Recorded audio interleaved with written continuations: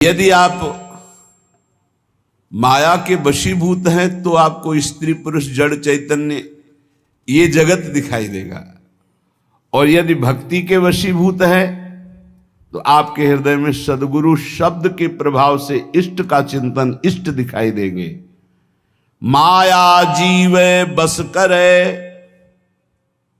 अगर स्त्री पुरुष जड़ चैतन्य दिखाई देता है तो अभी माया का प्रभाव है, भक्ति का भी रंग नहीं चढ़ा। माया जीवे बस करे, भक्ति करे बस ईश, भेद बतावे भागवत गावे सप्तातीश। गावे सप्तातीश सुने समुझे नहीं प्राणी, झगड़ करे मत बाद बाद ही आयु बिहानी। सुत बित बनिता सदन कियो निश्चय निज काया, त्यों क्यों पावे पार परे भगवत की माया। भगवत ऋषिक जी महाराज कह रहे हैं, जब जीव माया के अधीन होता है तो उसको स्त्री प्राण प्रिय, पुत्र प्राण प्रिय, शरीर प्राण प्रिय, मकान प्राण प्रिय, रुपया प्राण प्रिय,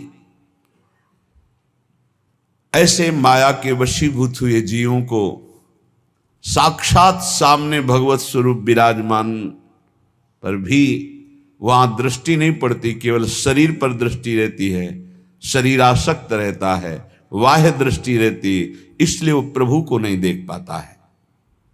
सारी आयु, पूरे के पूरे श्वासें जो अमूल्य हैं, इन्हीं के बीच में नष्ट कर देता। मेरी पत्नी, मेरा पुत्र, मेरा शरीर, मेरा मित्र, मेरा भाई, मेरा मकान, मेरी संपत्ति, अब ये कर लिया, ये कर लूंगा, अब ये पा लिया, ये पा लूंगा, ये माया।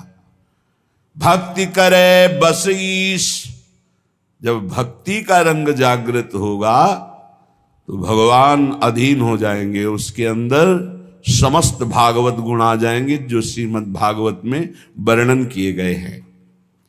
श्रीमद् भागवत में जो धर्म का स्वरूप 37 लक्षण बताए गए हैं वो उसमें जागृत हो जाते हैं।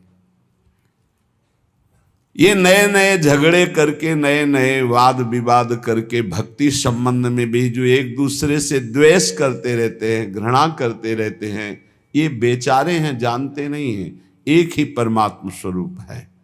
जब भक्ति का रंग आता है तो जड़ चेतन जग जीव जत सकल राम मैं जानी, बंदों सबके पद कमल सदा जोरि जुग पानी। इसीलिए बड़े कृपा पात्र हैं जो सुलझा हुआ सत्संग प्राप्त हो जाए, नहीं तो भक्ति भी उलझा देती।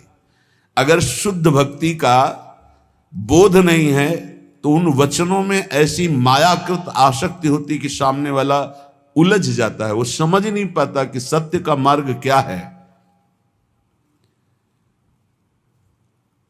जब सत्य का मार्ग नहीं समझ पाता है तो अपराध बन जाते हैं, अपराध बन जाते हैं तो माया वैसे ही फिर अपना प्रभाव दिखाती रही, कुछ लाभ नहीं मिलता।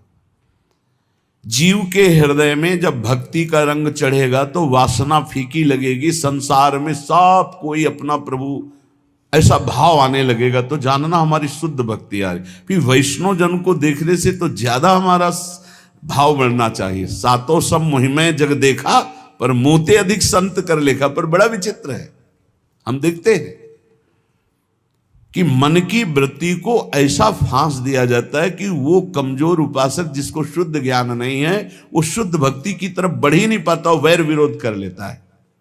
और गुरु सोई जो साधु सेवावे, साधु सोई जो विषय छोड़ावे, तस्मात् शास्त्रम प्रमाणम थे। गुरु कौन? जो साफ संतों में भगवत बुद्धि कर दे। संत कौन? जो संसार के विषय राग को मिटाकर भगवान का अनुराग प्रकट कर दे। ये माया में फंसे हुए जीव ऐसे माया के लड्डू खा रहे हैं कि पूछो मत, और पेट कभी भरेगा नहीं क्योंकि माया के लड्डू हैं। खावे नहीं पछताए सो। भूत के लड्डू कैसे?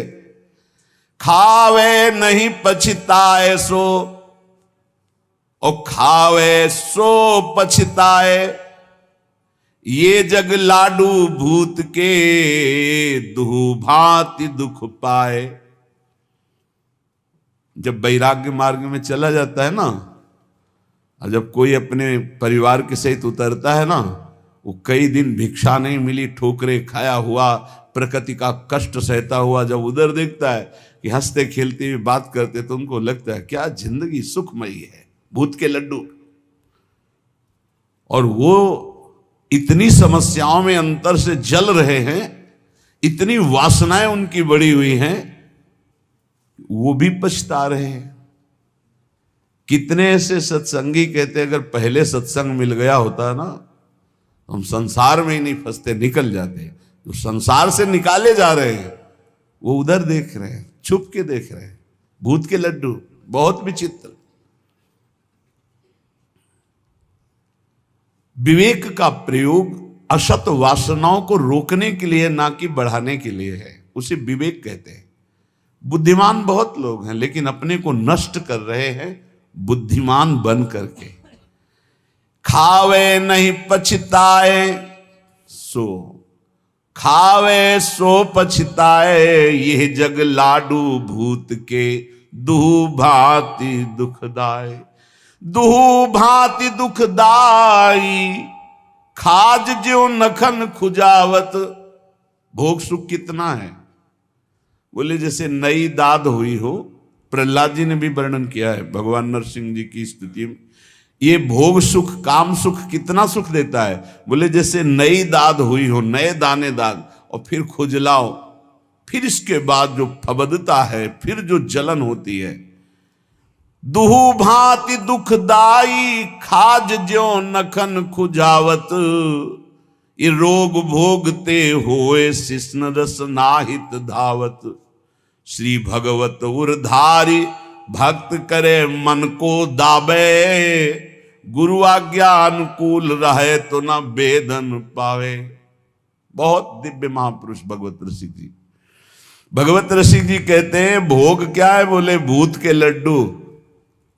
जो खा रहे हैं वो पछता रहे, जो नहीं खा रहे वो पछता रहे। ये जो भोग रहे हैं उनके हृदय से पूछो, रात दिन उसी के चिंतन में जल रहे हैं, श्वासें नष्ट कर रहे हैं, आज तक तृप्ति नहीं। अब ये भोग लूं, इसको भोग लूं, उसको। भगवान बचावे ऐसा नाशवान खेल, ऐसा घृणित खेल, ऐसा धिक्कार युक्त खेल कि दिव्य परमानंद से विमुख कर देता है। जीव को सोच ही नहीं रह जाती कि मुझे भगवत प्राप्ति करनी है।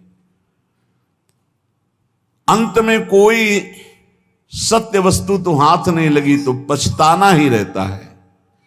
जो नहीं भोगता है वो जब भोगी पुरुषों को देखता है तो लगता है बड़ा सुख है इनके। भगवान आजकल तो और ही कृपा किए हुए हैं, बहुत ही कृपा किए हुए हैं।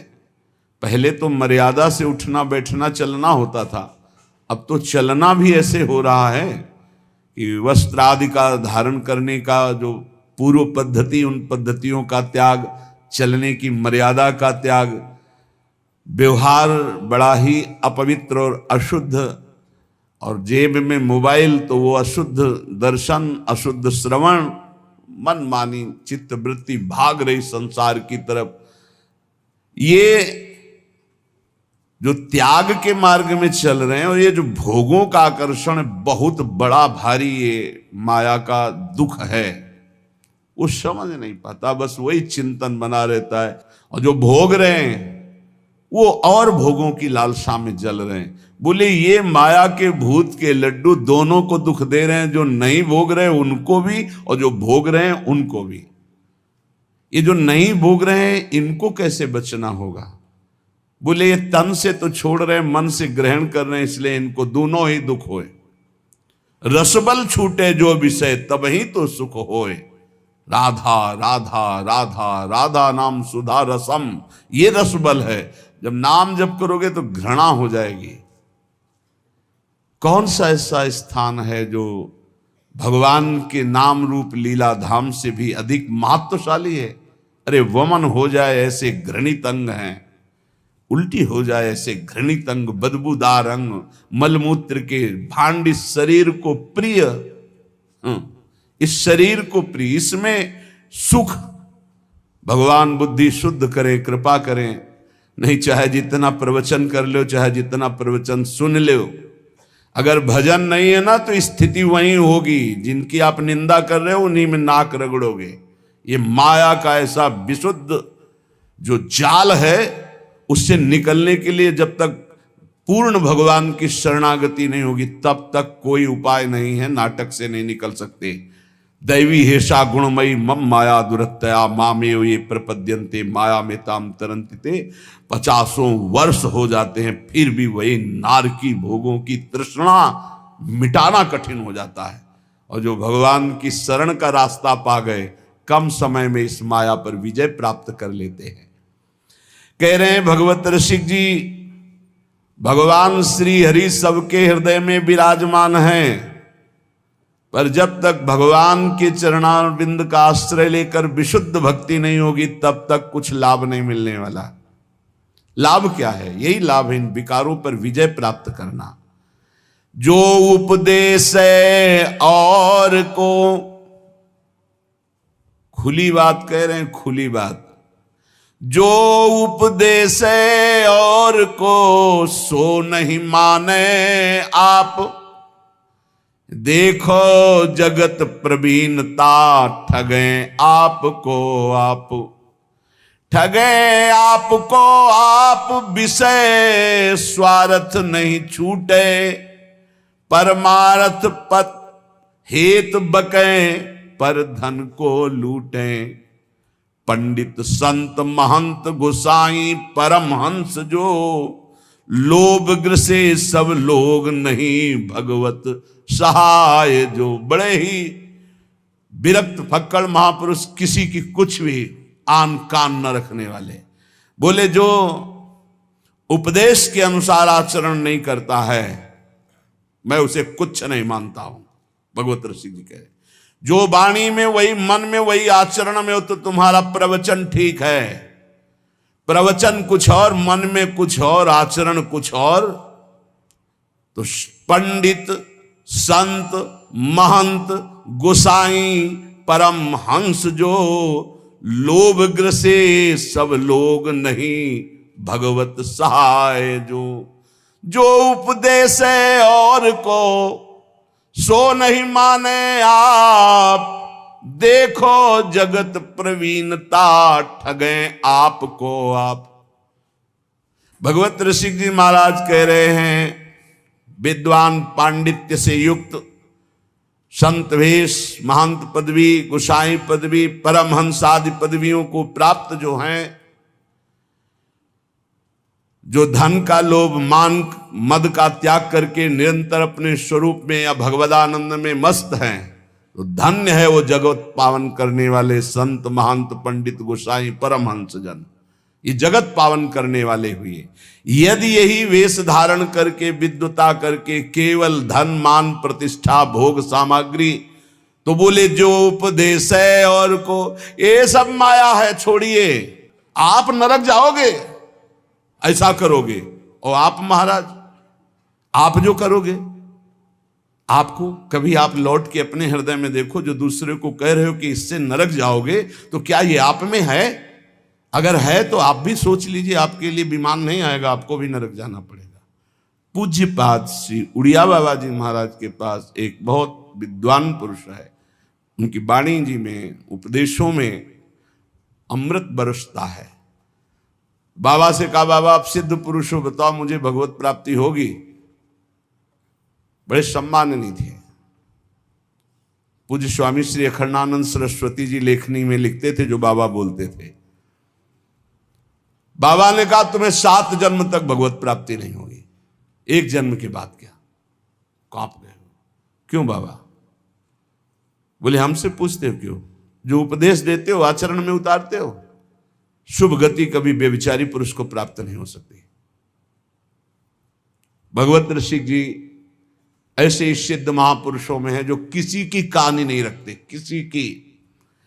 पंडित संत महंत गोसाई परम हंस जो, कौन से? बोले लोभ ग्रसे सब लोग नहीं, भगवत सहाय जो। इसलिए दूसरों को परमार्थ उपदेश करने का अधिकार उसी का है जो स्वयं परमार्थ का पथिक है। जो बोले वही आचरण में होना चाहिए, वही मन में होना चाहिए। वचन मन आचरण एक होने चाहिए, तभी उपदेश सार्थक माना जाता है। जो स्वयं परमार्थ की बातें करता है और विषय भोगों में रति है, रुपया में रति है, मान प्रतिष्ठा में रति, भगवत रसिक जी महाराज कहते हैं चाहे कोई भी हो, इनसे हमारी भगवत सहायता होने वाली। हमने नहीं कह रहे, भगवत रसिक जी बोल रहे हैं। उनमें पहले बोला है कि जो उपदेश कर रहे हैं और अपने आचरणों को उसी के अनुसार चला रहे हैं, उपदेश के अनुसार, वो जगत पावन करने वाले हैं। चाहे पंडित हो, चाहे संत हो, चाहे महंत हो, चाहे गोसाई हो, चाहे परमहंस हो। सतरत सतरत सा लोकांतार्यति। ए भाई, उपदेश के अनुसार चलो, भगवत उपदेश के। हमारे संत जन, हमारे महंत जन, हमारे पूज्य गोसाई जन, हमारे पूज्य विद्वान जन जगत का सदैव मंगल करते रहे, मंगल करने वाले हैं। ये केवल विषय प्रवचन का या धन लेने का या मान प्रतिष्ठा का नहीं, ये जगत मंगल का विषय है। इसका उपहास न बनाया जाए। आज लक्ष्य को उद्देश्य न रख करके उसका उपहास बनाया जाता है। सच्ची मानिए, वो सब व्याख्या करने से समझ में ही नहीं आएगा। बस इतना समझ लीजिए कि जो उपदेश है और को सो नहीं माने आप, देखो जगत प्रवीणता ठगे आपको आप। जिनके उपदेश से आचरण न मिलते हो, जिनका मन और हो, उपदेश और हो, आचरण और हो, तो दूरी बना के रखना चाहिए। राधा वल्लभ श्री हरिवंश। खूब भजन करो, संग करो, तो मनस्य कम वचस्य कम। जिनका मन वही, वचन वही, चरित्र वही, तो बात बनेगा, नहीं तो नहीं बनेगी। बोले ये दूसरों से धन ऐठना, मान प्रतिष्ठा, ये भगवत सहायता क्या कर सकते कि हमारी को भगवत प्राप्ति करा दे? नहीं भाई, नहीं। सदाचार का पालन और मन को निरंतर भजन में लगाते हुए जो उपदेश उसके अनुसार स्वयं आचरण में, नहीं तो बहुत लज्जा का विषय होता है हम दूसरे को त्यागी बनाना चाहें और स्वयं भोगी। ऐसा असंभव हो ही नहीं सकता, ऐसा हो ही नहीं सकता। विद्या रूप महत्व कुल सबकी धज्जियां उड़ाए हैं महापुरुष हैं। जैसे ऊपर में वर्णन किया, अब नीचे कह रहे विद्या, आज उनका पूजन है इसीलिए उनकी वाणी वैसे प्रायः होती ही रहती है। विद्या रूप महत्व कुल धन जोबन अभिमान, षटकंटक देखे जहां रहे न भक्ति निदान। रहे न भक्ति निदान स्वांग सब नगर नारी के, विषयन हाथ बिकाए नहीं रिजवन भतारी के। जग बंचन के हेतु सबे गुण सीखे जिद्या, भगवत भक्ति बिहाय कहा कीनो पड़ी विद्या। एक बार यमुना जी के पावन पुलिन पर बैठे किसी पद का चिंतन हो रहा था, तो थोड़ी देर बाद आवाज सुनाई देने लगी, प्यारे बहनों और भाइयों, महाराज ऐसे ऐसे। तो हमने कहा टेप चल रहा क्या? तो ऐसे झांक के देखा तो एक विद्यार्थी भागवत के रिहर्सल कर रहा था, रिहर्सल।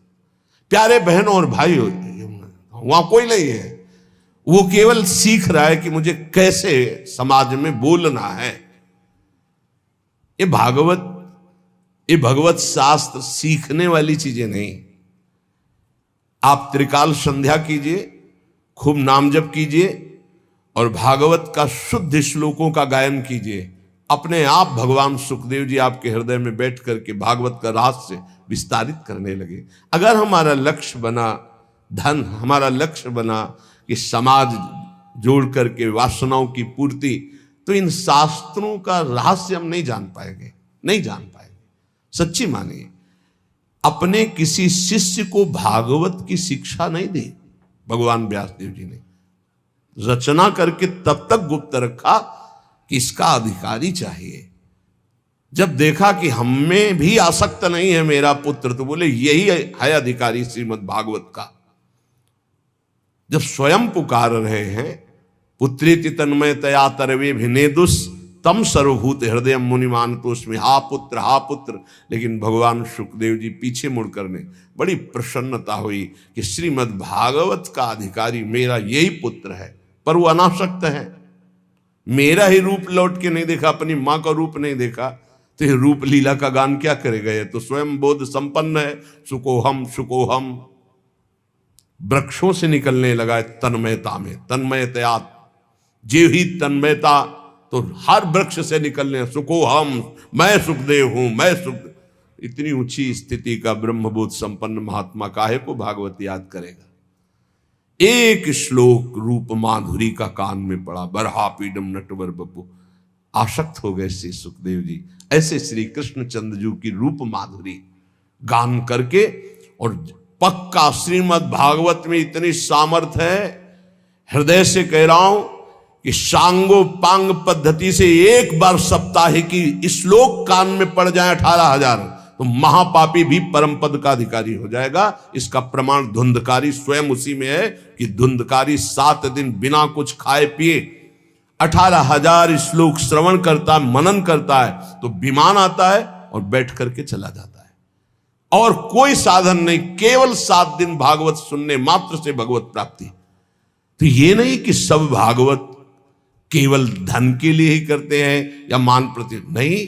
भूरिदा जना भगवत यश गान करने वाले जगत बंदनी होते हैं, जो रामकृष्ण हरि की चर्चा करके जगत को निष्पाप करते हैं।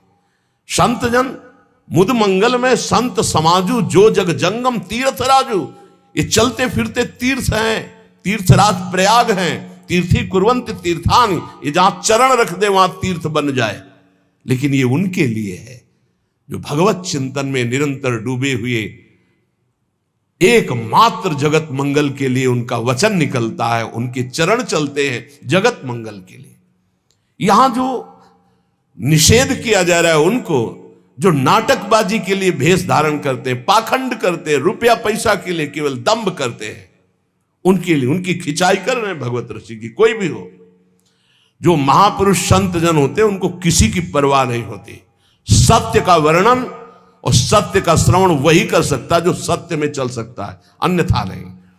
कह रहे हैं विद्या का, रूप का, बड़प्पन का, कुल का, धन का, यौवन का अभिमान जिसके अंदर है, ये बड़े बड़े कांटे हैं। बड़ी सुकोमल भक्ति महारानी उसके हृदय में कदम नहीं रखती। एक भी कोई अहंकार हो तो भक्ति नहीं रखती, फिर 6 अहंकार हो तो भक्ति कहां से जागृत हो जाएगी? विद्या का, मैं विद्वान हूं, भक्ति नहीं आएगी।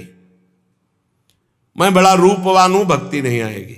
बड़ा धनवान, यौवन, बड़ा जवान, बलवान, सटकंटक देखे जहां रहे न भक्ति निदान, भक्ति महारानी वहां आ ही नहीं सकती।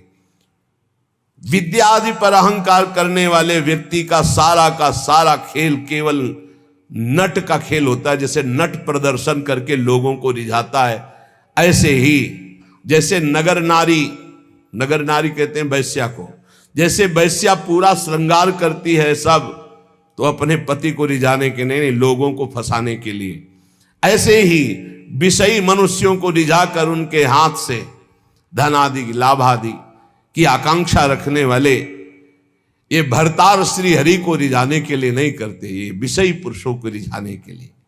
भगवत रसिक जी कहते हैं ऐसों को कभी श्री हरि की भक्ति प्राप्त नहीं हो सकती। इन सब का अहंकार त्याग करके जो भगवान की शरण में होकर के जगत मंगल के लिए नाम गुण लीला रूप का गायन करता है, वो महान विशुद्ध भक्त होता है। सदगुरु शब्द सुस्वाति जल, सीप शिष्य ही होए, सकुच मीन टक्कर लगे तब वह मुक्ता होए। बोले सच्चे सदगुरु का शब्द जो है वो मंत्र के समान काम करता है। एक भी शब्द कान में पड़ गया तो परिवर्तन होगा ही होगा। जैसे स्वाति का वर्षा का बूंद चातक पीता है ना तो जीवन बन जाता है, और जब सीप में पड़ता है ना तो वही बूंद मोती बन जाता है, और जब केला में पड़ता है ना तो वही कपूर बन जाता है, और जब सांप के मुख में पड़ता है तो भयंकर विष बन जाता है, वही उसकी विष की वृद्धि करता है। सदगुरु के शब्द तो एक ही हैं पर अधिकारानुसार अलग अलग। अब जब ऐसे लोगों के कान में शब्द पड़ेंगे तो विष की तरह लगेंगे। अपने को बहुत बड़ा समझता है, दूसरों को ऐसे ऐसे। और अगर दैन्य भाव से तो जो कुछ कमियां सब निकाल करके हम अपने को भगवत मार्ग का सच्चा पथिक बनाएं, इसलिए इन संतों का उपदेश है। इसलिए कह रहे एक ही बूंद है, वही सीपी में पड़ा तो मोती बन गया, केले पे पड़ा तो कपूर बन गया, चातक की चोंच में आ गया तो जीवन बन गया उसका, क्योंकि वो उसी से अपनी प्यास बुझाता है। सांप के मुंह में चला गया तो विष बन गया। सदगुरु शब्द सुस्वात जल, सीप शिष्य ही होए, सकुच मीन टक्कर लगे तब वह मुक्ता होए, तब वह मुक्ता होए सजाती संगति जैसे, ना तरु तोए को तोए होए नहीं मुक्ता ऐसे। भगवत रसिक अनन्य बधु नव गर्भ धरे उर, सदा सहायक सास स्वामिया जानो सतगुरु।